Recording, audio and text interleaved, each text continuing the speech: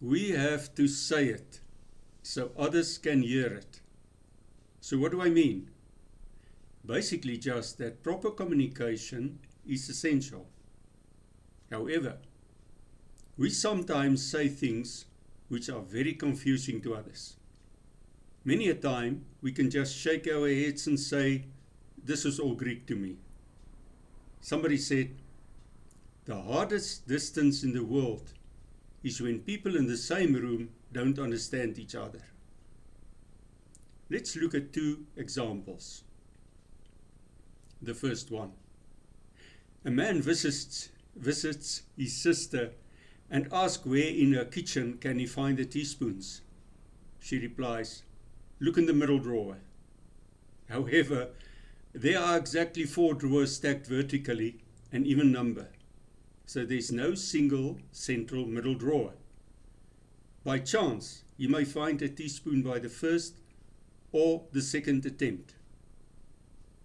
The second example, the manager says, "We need to synergize our bandwidth and touch base offline to maximize our deliverables."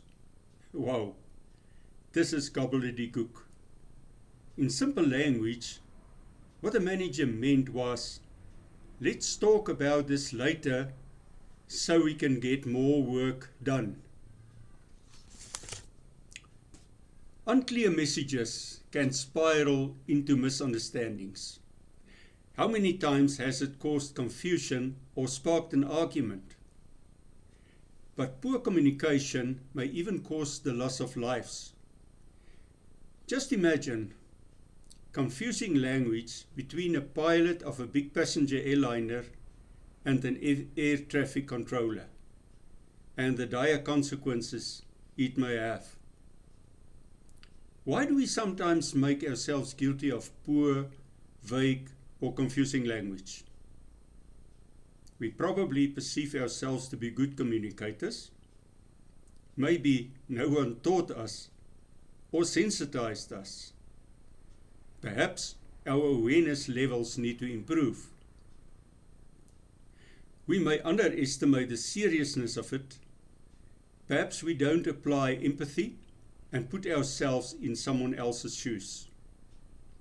One of the best things a mom or dad can do is to teach their children the life skills of clear communication. And of course, they need to set the right example. May I provide you with 5 suggestions on how to communicate more clearly. Firstly, exercise active speaking.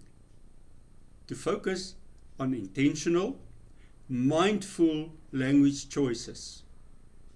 Secondly, think before you speak. Then, say what you mean. This is about clarity and honesty. Thirdly, ask yourself the question, does the other person know what is the context of the situation? Don't make assumptions. Fourthly, use short sentences. Giving the listener bite-sized pieces of information and not a long sentence to process at a time. Lastly, check if the other person understands. Apply empathy. Proverbs 25 verse 11 says, "A word fitly spoken is like apples of gold in a setting of silver." The bottom line, say it properly so they can hear it. Perhaps you would like to share some of the communication challenges you experience daily in the comments. Let me know if I can be of service to you. My email is francois@healingattouch.co.za. I wish you a successful and prosperous journey.